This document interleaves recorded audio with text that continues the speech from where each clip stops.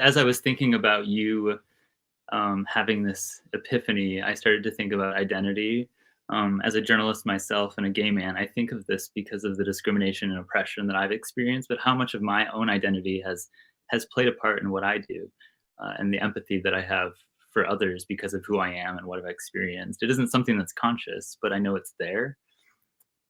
For you, could you talk about how your identity has shaped the way that you look at the world as a journalist? Yeah, I mean, I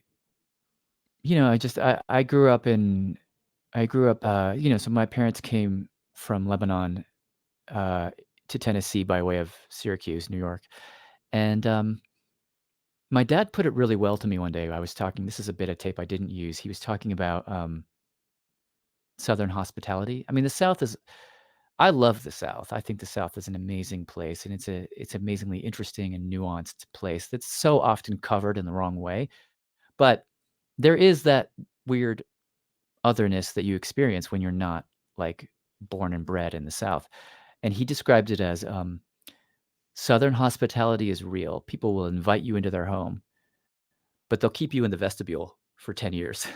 And so it's like it's that feeling of, like, being kind of invited 2 steps into this new space, but never all the way in.